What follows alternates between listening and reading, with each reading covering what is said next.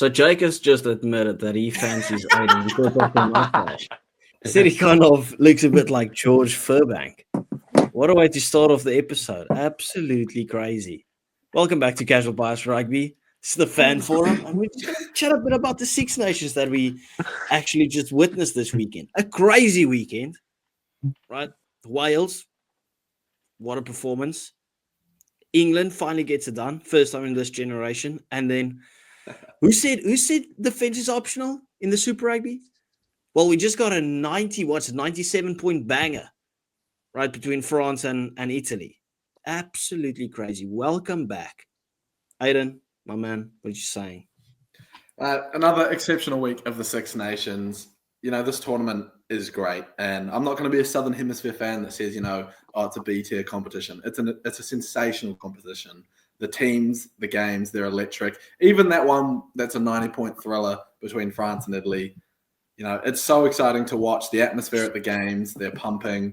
How good was Millennium Stadium, Principality Stadium? That was pumping, mainly because of the Welsh, who've got a new fan. Played exceptional. How good is it to see Wales playing well? I mean, they were giving the Irish a run for their money, and it brought a smile to my face. I know I'm not particularly liked among the Irish contingent, maybe less so now, but bring on next week. Oh, wait, next week. Aiden, it's very shocking that you're supporting another nation sort of obsessed to a sheep, but you do you, man. It's fine. Jake just always looks so disappointed. He always begs to be on these things and he never smiles. Like this guy starts off and he just disagrees with absolutely everything. They've won the Calcutta Cup. Jake, how are you feeling after you finally? I know you said it doesn't mean a lot in terms of it, but you still got the victory. You got it done. We'll get into the game in a second, but how are you feeling after another victory? You actually kicked on after that performance against France and you got it done. Annoyed because I feel like, again, we've dropped our standard to the standard of the team we're playing, and we've not played as well, in my opinion, as we did the first two games. I know we lost a bit in the second half against Ireland in round one, but I just feel like we've dropped off slightly, but still managed to get over the line. I'm not satisfied with that performance. Do you believe you've been playing better rugby in the autumn nations, but now you're getting a bit better results than you should have got in the autumn? Yeah, I don't know what it is. Maybe I don't know why. Maybe Finn Smith at 10's helping, more of a, you could argue, game manager than Marcus Smith or something. I don't know what it is exactly. Maybe the other teams just have bottled it themselves. I'm not sure. Yeah, Jimmy sitting here, got the Triple Crown as well. Obviously, are you shitting it now that you've seen that French performance? How are you feeling after this weekend? A bit. Yeah, I am scared, but the other part of my mind is saying the French had their big performance and that they'll not get any chances like that against Ireland, and they won't be able to play like that against Ireland. But yeah, I am scared. I'm a lot less confident than I was after the Scotland match. But yeah, the France game will be very, very tough. Yeah, fair enough. Anyway, we're going to jump right into it. So people, this is the fan forum where we literally just talk shit from a fan's perspective. We're not experts or anything like that. We do appreciate your love and support. We appreciate your feisty comments as well. I mean, we entertain all of it. So if you do like that type of thing, if this is your type of thing, then join us. Go into the comment section, slander us, chat a bit of shit, whatever. Right? Please do remember to hit that like and subscribe button. Go to these guys' personal channels as well. Go show them some love and support by following them as well. Anyway, there's no other place to start than we're going straight to Jake. Calcutta Cup, you've done it. Game of two halves, kind of, in my opinion. I thought Scotland were dominant in that first half. Once again, not clinical enough, but I'll give it to the English defense, right? Like your defense held up, but you hardly had any opportunities. And then kind of switched up in the second half where the ill discipline of the Scots just took over and Finn and Marcus just punished them with the penalties. And in the end, it was just too much. What is your thoughts on the game as a whole, Jake? Yeah, I know. It was a terrible start from England. It was at like 5 minutes in, and then Scotland score with an Englishman, Ben White, and they were already down within the first 5 minutes, and it's frustrating. And all that great, we're not being like fantastic defensively, but it's just a poor start. And then we hit back with Freeman's fantastic try, which just looked fantastic. And then Scotland score again with another Englishman, Hugh Jones, and it's just like, oh God, why do they keep doing this? Why do we always let tries in against Scotland? I don't know. Yeah. Yeah, all the Englishmen scored except for the guys from England, because there is no way that Tommy Freeman got that ball down. I don't know what was seen, right? And let's actually chat about it quickly, about the standards of refereeing in there, right? Because we're not pundits, we can chat about it. Andy Good, literally directly after the game, said England's best friend there was the ref. My apologies, I can't remember the ref's name. But there was a couple of shaky decisions. You look at that try from Tommy Freeman. You look at that steal of Mario Torje. Ridiculous how he got that ball, right? Got that ball. And obviously, Scotland were on the ascendancy in that one, right? So, well, if Finn Russell hadn't dived off his feet, Mario Torje would have picked that up easily, but it's fine. But you can ask the question. No, it's fair. Have a discussion about it. Did you see a grounding with the Tommy Freeman try? No, that wasn't a grounding. And it really, I say it all the time. It annoys me when refs just give a ball a try when they clearly can't see the ball grounded. Yeah, we've had a few of those in the past couple of weeks. There was I can't remember who it was. It was in the Irish game. Doris, I think it was. Yeah, Doris. I think he did get it down. Yeah, there's players around. But the ref gives it and then gets it checked. It's like there's no reason to give the try if you cannot see anything. It's not one of those ones where it says, I've got try, can you check it if it's not? Or I've got no try. It's try or no try. Send that to the TMO to get it checked. Because in those situations, they can't see it. And it feels like they're sort of going off a gut instinct. Whether that's right or not is besides the point. I just think it should be gone about better in checking it. But other than that, the Scots will be disappointed with a few of the calls. Obviously, that try was definitely not a try. But do you reckon it affected the game? Like, do you think the English were deserved victors in the end, or do you think the Scots will be kicking themselves? Because I'm on the side of the Scots will be kicking themselves that they didn't use more of their opportunities. Yeah, ultimately it comes down to they missed 3 kicks. Right? Like, not just one at the end of the game. Sure, that's the moment that people will see and it'll be replayed that Finn Russell missed that kick. But he missed one from a pretty easy position at the start of the match for the first try. And he missed another one, again, from the corner. It's tough. And then missed the last one. But going 0 from 3 as a professional 10 is below the standard of any kicker. They also had a couple of 3-point opportunities that they didn't take, right? Going for touch and those type of things. Jake, what do you feel about England getting these caveat victories? I don't want to knock England, but it feels like a 2 in a row. It's like, well, you won, but... Well, no, we won, and we were 16-10 up before the last crazy line break, which was from a forward pass, but never mind that. But, we scored 3 penalties in the second half, and, we took the safe option, but we could have gone for the corner ourselves. They were already yellow card warning at some point, and then they gave a penalty away straight after and didn't get a yellow card. But it's just like, it looks closer because of that final try, but England did make sensible decisions and were game managing it right. Okay. 100%. I couldn't agree more. Like, if Scotland did not take their opportunities, take your points when it's on the field. This is international rugby. It's a derby. It felt like a derby. I thought it was a great game to watch. Like, there was a lot of standout players. I thought Finn Smith was sensational in that 10 jersey once again. Blakey Horn, holy shit. Like, goodness gracious. Jimmy, I don't want to hear anything about Hugo Keenan playing British and Irish Lions 15. That is Blakey Horn every day of the week. What day of the week are you talking about? Because Hugo Keenan every is day still and the best twice 15 in the world.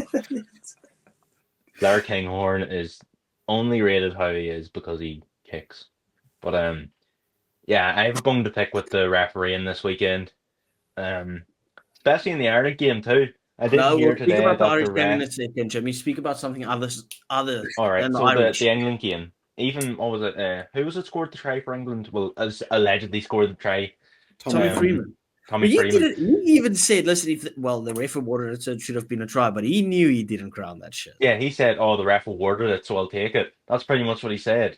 Like, he didn't get it down. Like, he pretty much said it himself. And then that Maro Itoje, like, with his miles off his feet, like, But I think Finn Russell really should be kicking himself. I think he should be. I think ashamed is probably a strong word to use, but I think his attitude just stinks. Like even after that match, you're like Scotland's captain going over and swapping jerseys with England just after he missed a kick which could have won him the game. Like, what is he doing? That is not a man who I would want to be leading my country.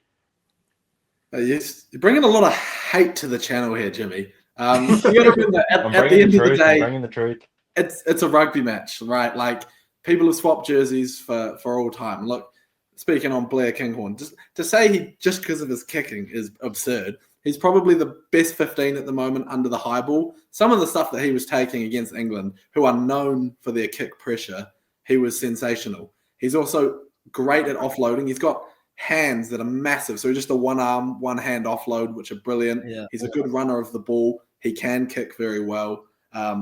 He's an exceptional player, and I think he should start for the Lions.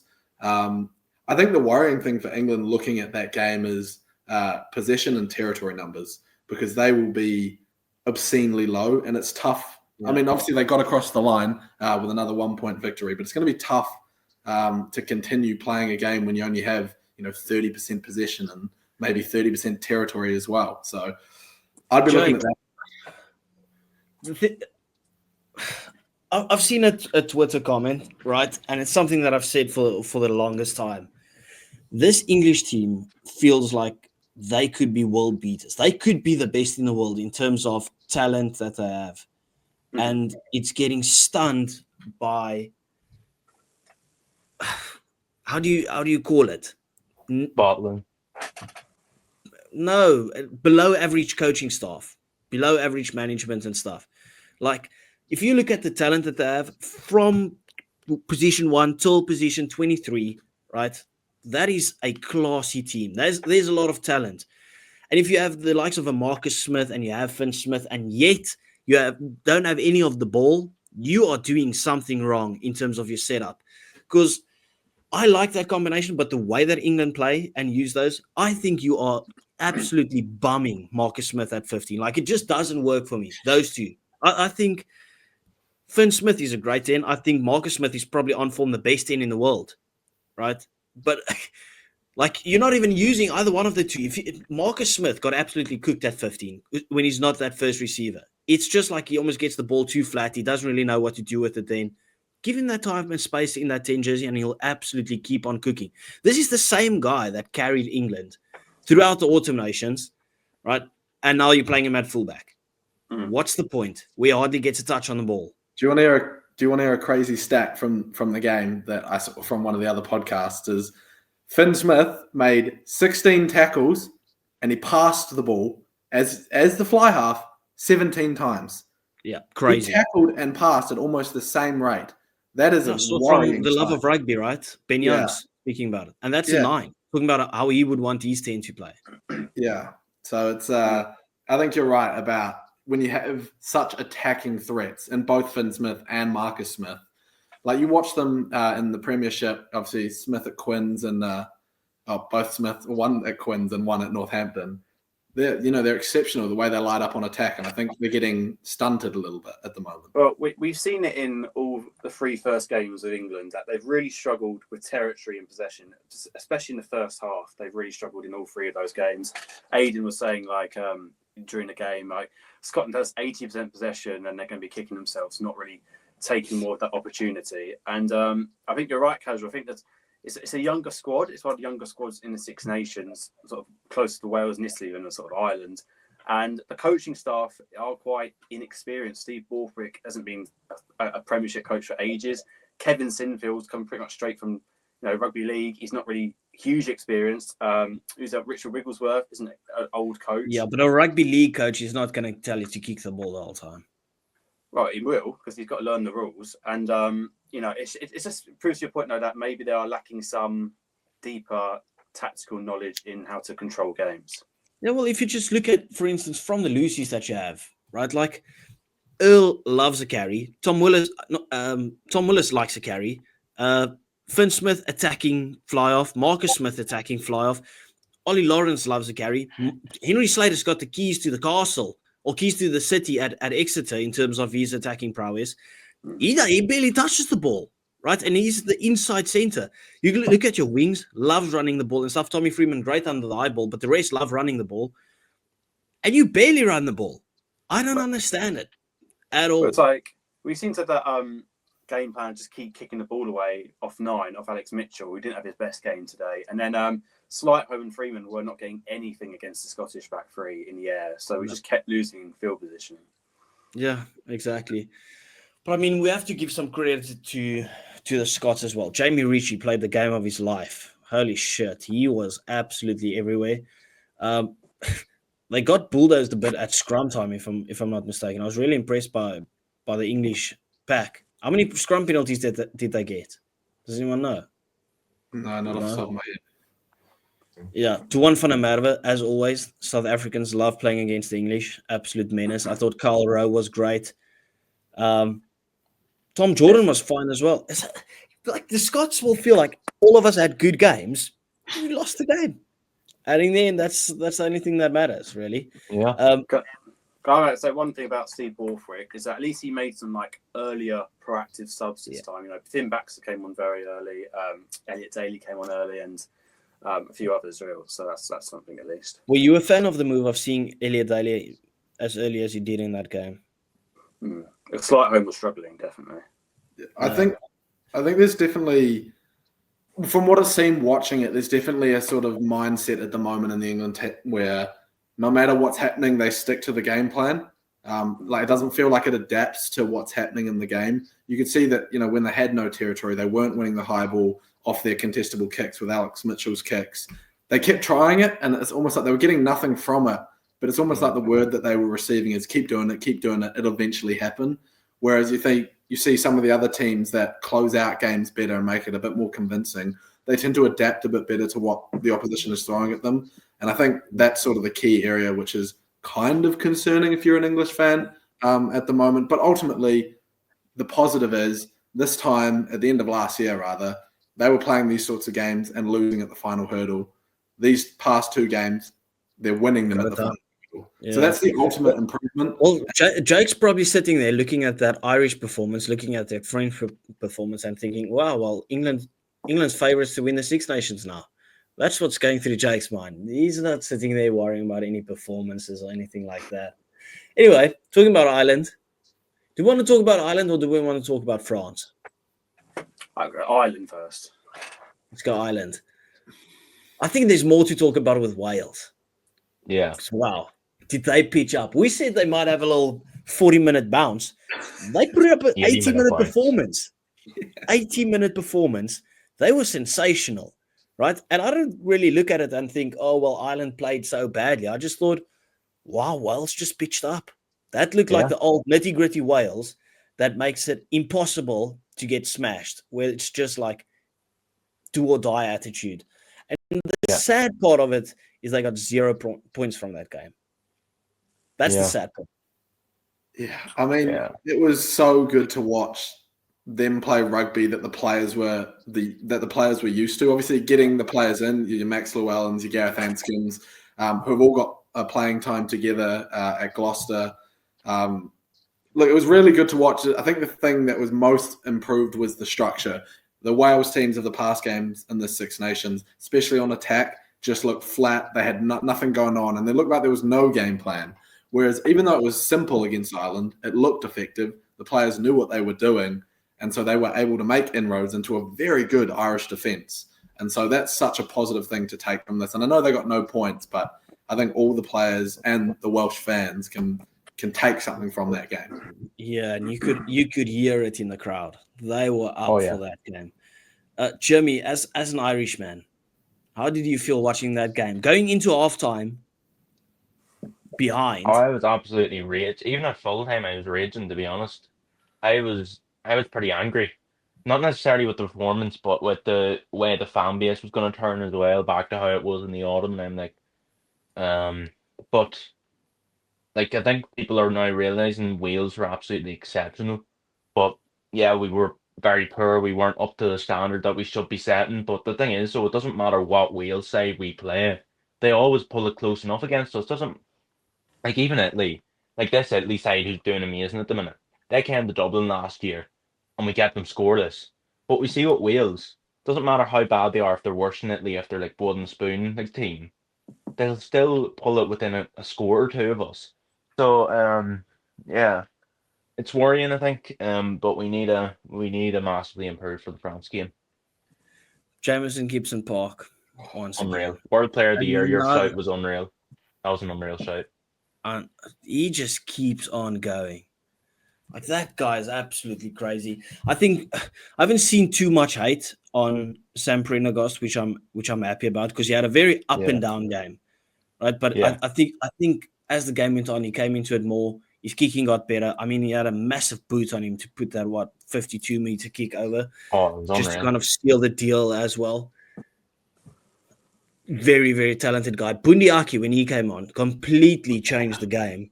And by the way, Ringrose, anyone that disagrees with that red card, you are wrong. No, Like- I can I tell you though, you see in the England game, there was a very similar tackle that only got a penalty. There was no card given. Jimmy, it's a red. It was head and head. My favorite thing about Also- that card. My favorite thing about that card is the Irish were probably the biggest opposers to the 20-minute red idea. And Save man, their life. if Bundy didn't come on for that game, Bundy was the game changer. He was immense. He is so world class. He looked like a gladiator when he came off the pitch. But turnovers, running meters, ball carrying, just absolutely world class, as we all know Bundyaki is. But, old school red, you're probably favouring Wales to close that one out. They almost did anyways. So I think it's a perfect example of the 20-minute red. I've been not quiet in my support of it. But yeah, I mean, I'm all for the 20-minute red, by the way. And Yeah. that just proved Confuses it. me. Jimmy, could you explain how that's the same as the England-Scotland one? Both head and head tackles. I think honestly the one in the Scotland game was probably worse because Are you talking he about dipped. when Carl Rowe was running away? Are you I talking can't about remember that? who it was. I can't remember who it was, but it was Right. very Right. similar. They didn't give a card or anything, but I can't remember who it was. But Was- yeah, it was head and was- head. The one where Carl Um, Rose was running away from Ollie Chesham, right? And it barely touched him. That's No, it was, worse. there was one that was actually head on head. that was head on head. They gave it a penalty. I mean, it's a weird one because there was lack of force was the reason they didn't give it a card. It Which was like is no force. The guy was running away from him. Yeah, I can But, understand. I can understand that. It's like, I mean, they usually say head on head, start at card, bring it down, but obviously there was no force involved with it. Well, Ringrose came in from 3 years ago to make that tackle. He came in flying so fast, and then just went boom, headbutt. Like, it is the biggest red card. If he's not suspended for like 10 weeks, I don't know. That was crazy. That was a diabolical tackle. I don't And like, you can say there was the lightest of slips, right? Bro, the lightest of slips, and he still went head to head. Right? Like, that's crazy. the It key was, issue it is was people a say he was yellow bent. every day, but never a red. No, people say he was bent, but he wasn't bent at the hips. That's the key factor. His torso was upright when he made the tackle. The difference to the one that they're complaining about is the guy that got hit with the chest. He's bent over at the hips. There's nothing else he can do. Like, But can I there's also no way tell for you him to something move. though too? Pardon? I heard today. You see the ref for the Ireland Wales game. He has been in the England camp every week, which is something that is never seen during a championship when a referee is like refereeing during a championship. But I do think Ireland, our discipline was pretty bad. But I think the ref was picking apart every single play. And I heard people saying, "Oh, when the ref wants the number one team in the world when he wants like a top team in the world to win." The ref was pulling apart every little thing we did and penalising us and giving Number it to one team Wales. in the world's That's not all I'm playing, saying. Jimmy. No, I'm just saying. Someone said it was the number. I'm quoting a comment that I saw. But yeah, Yeah, well, they're talking out of their arse. The number one team in the world's not playing. Number We two gotta team in remember- the world, they're also not playing at the moment. We Also, chilling. you got to get on the side of the refs in these games. I thought that was a key difference between Dan Sheehan and Caelan Doris as captains. I think Dan Sheehan is exceptional, by the way, but you could tell he was not building the rapport with the ref like Caelan Doris does, who's really good at talking to them, asking why, asking them to look at things. Because Ireland are one of the best in the world at slowing down rucks, illegally or legally, and getting away with it. And if you're not talking to the ref and getting involved in those situations, it's tough for your team to get a foothold. And that's what happened. They were just getting called out on, they are illegal things. They just weren't getting away with it like they usually do. I want to actually give Kalen Doris some props, right? Because when Ireland toured to South Africa, there was like obviously the big discussion of, you can see the captaincy in terms of how respected they are by the officials, where they the ref was just blatantly disrespecting him in that first test. Okay, Jamie, let me finish. Sorry. Where people were talking about like maybe Doris isn't respected as a captain enough, the way that he approaches it, he just raises his voice or whatever. But you can clearly see he's worked on it, the way that he's respected now as a captain in terms of talking to the refs. Like the fact that we have to compare Dan Sheehan and Kalen Doris in terms of how great he is as a captain and the learning that this guy still has to go through is crazy. A crazy turnaround for less than a year, which is obviously very commendable. But in the end, right, like sometimes you get these games, smash and grab, take it. Jimmy, the ref did not cost you the game. He didn't even come close to costing that game. The only thing, right, is that he should have been, that decision should not have taken the full off to be made into a red card. That was a disgusting tackle. No, I think it was disgusting that it was a red. No, it's because you like Gary Ringrose. This is not a debate. No, it's not because I like Gary Ringrose. It's just the TMO was incompetent. Like they were bringing up stuff that they should have just made by themselves to the ref, stuff that never should have been brought up to the ref to check. Like just in general in the play, like the TMO was not great. But yeah, I think like see, especially English refs. I know this might sound stupid, but when Ireland get on the bad side of an English ref, it's not going to be an easy day for us. That's all I'm saying. Jake, time for you to rebuttal. You've been sitting quiet for a while now. I think that ref's usually quite good, Christoph Ridley.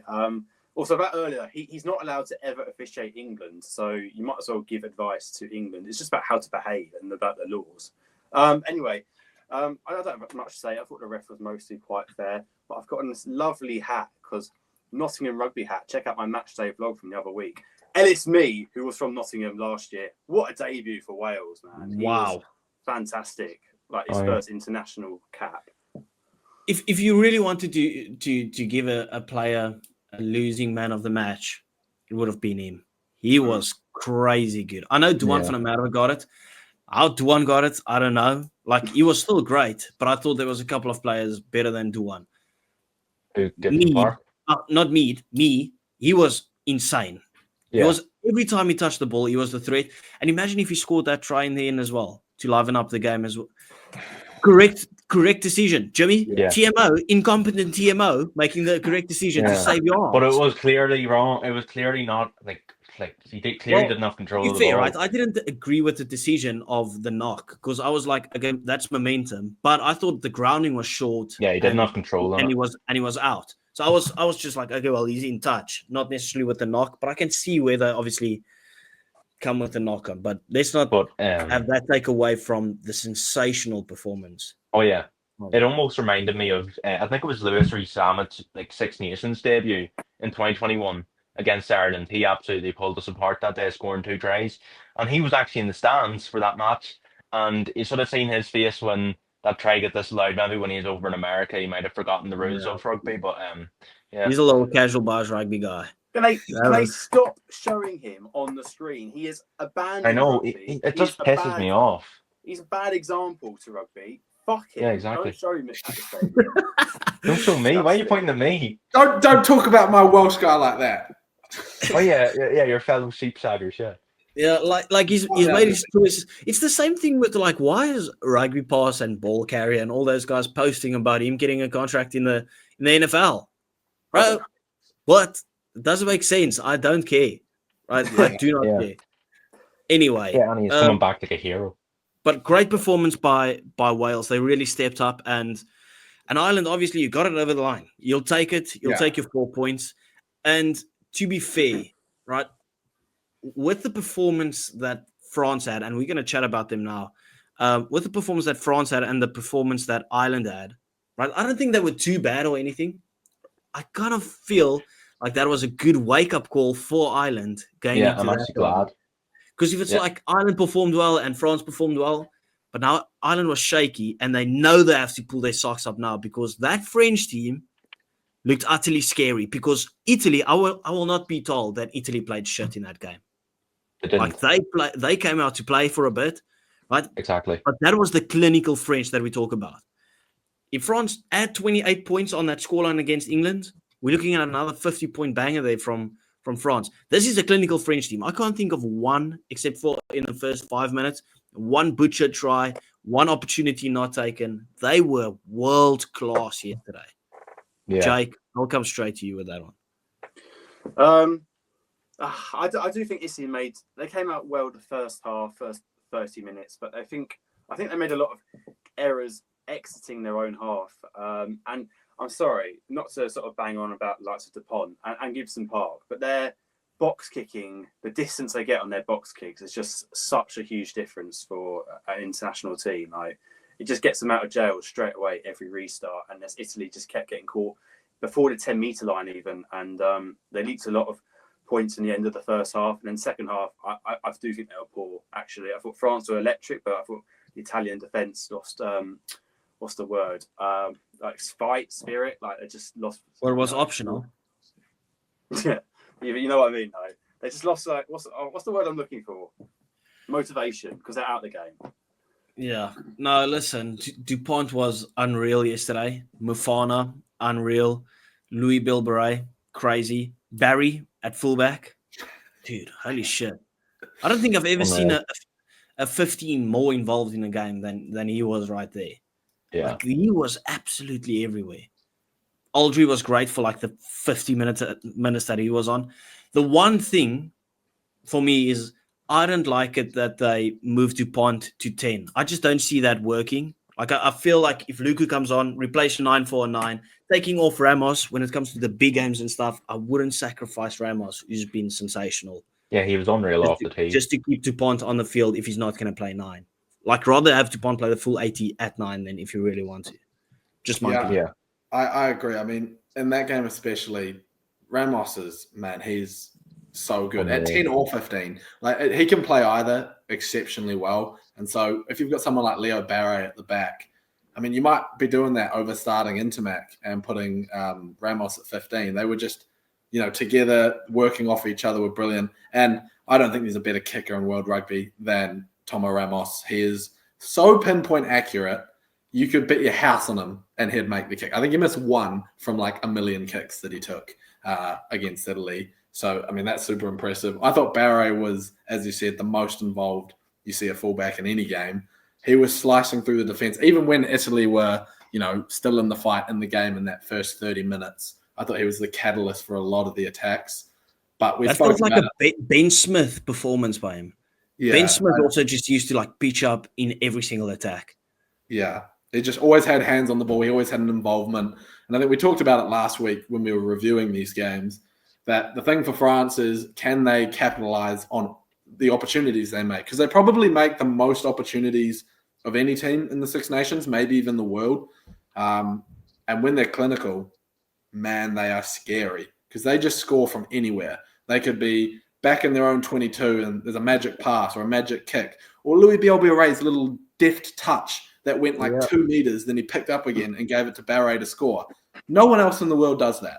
That is ridiculous, especially at full tilt. So I think for them against Ireland, it'll be about doing the same thing. Can they make the opportunities and be clinical with them? And if they can, they're in with a shout. If they can't, I think Ireland win. Well, Jimmy, are you nervous after watching that French game? Or why do you see it? Well, so the French against England, they dropped like almost every ball they're getting. Like, they really pulled their socks up massively, like scored from pretty much every chance they got. I think I'm almost glad now that Ireland did have that bad performance against Wales, because we know we need to massively improve for that France game, and I think we will see a much better Irish performance. But it'll just be a question on if France can keep that clinical sense about their play going into that Ireland game, because obviously they won't get anywhere near as many chances. It'll be a much more low scoring game against Ireland compared to how it was against Italy.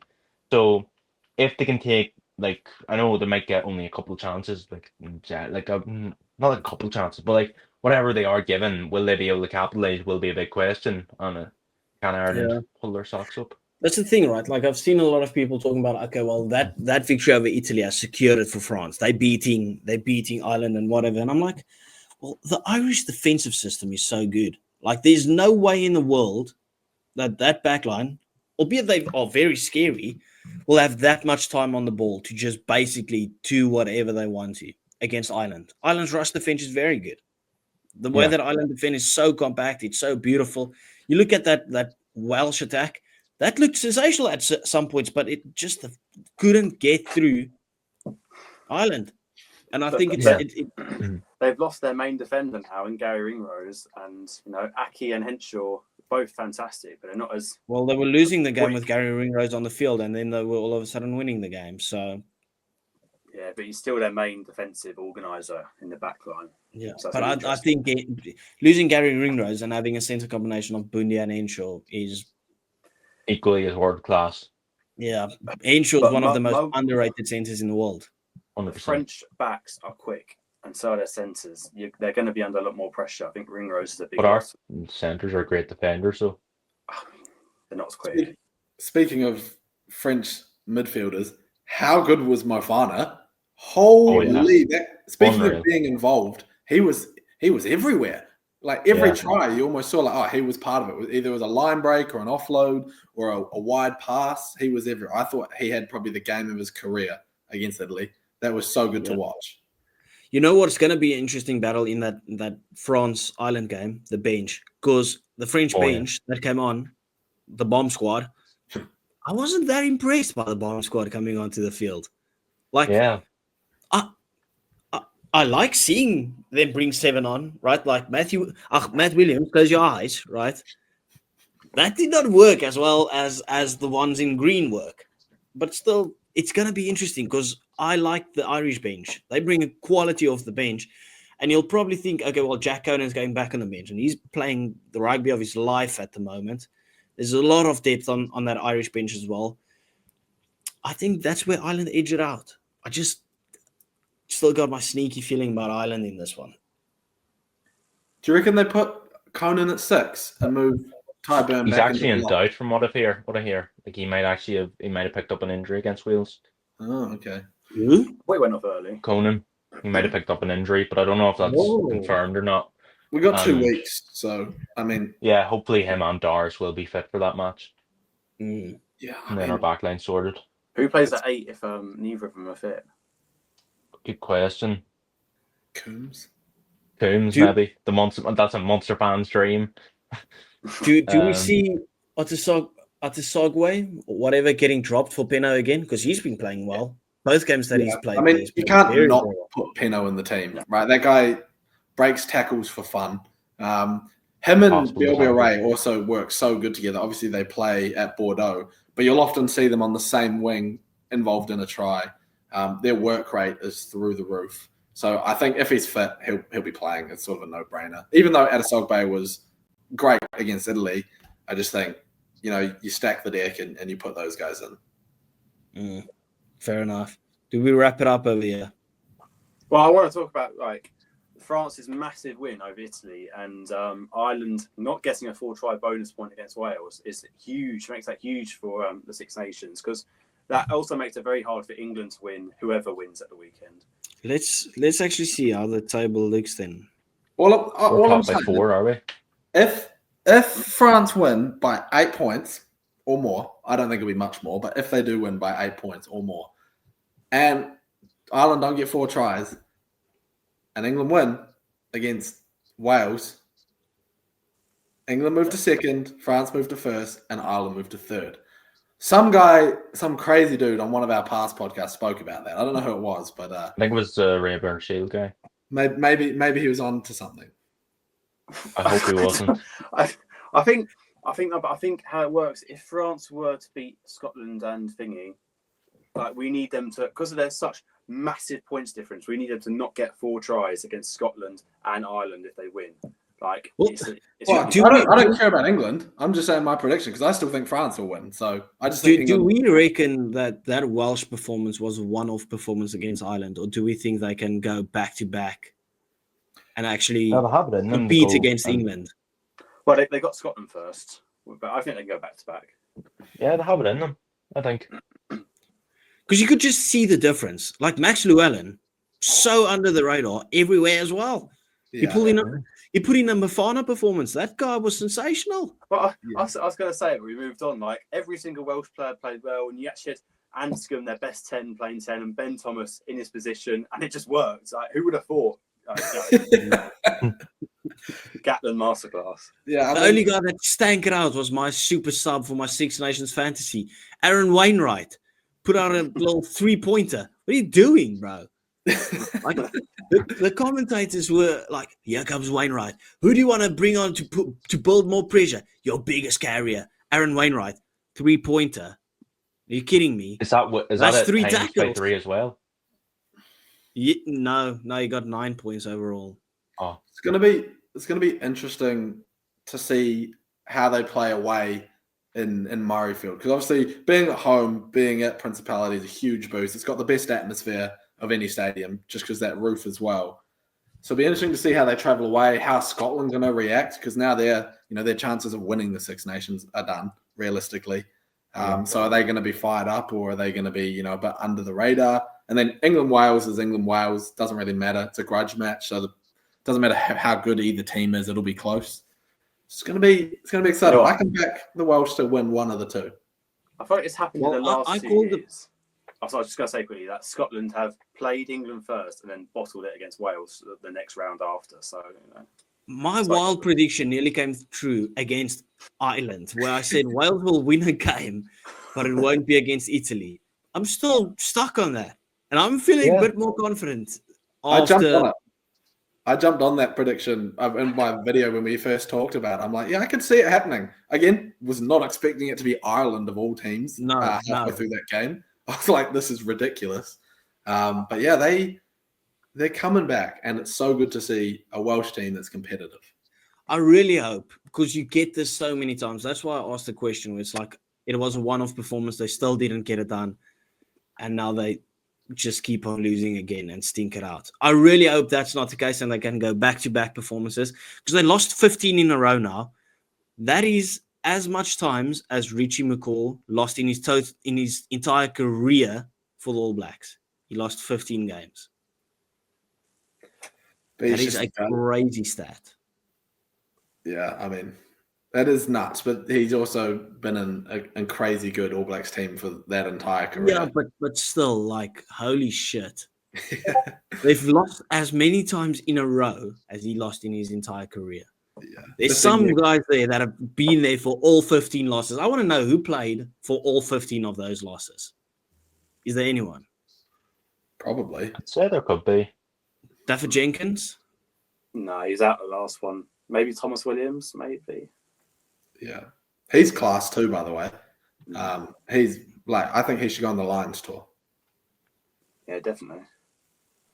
We should maybe now that we have a week off in the Six Nations, we do a little preview for the Lions tour, what team we would pick. Yeah, I think it's shaken up in a few positions. Like 10 is now a position where anyone could go. Yeah, and I was pretty fixed on Marcus. Yeah, and now Finn Smith has thrown his hat in the ring as being a serious contender. So that'll be interesting. Yeah. Anyway, let's wrap it up over here. People, please do remember to like and subscribe to the channel.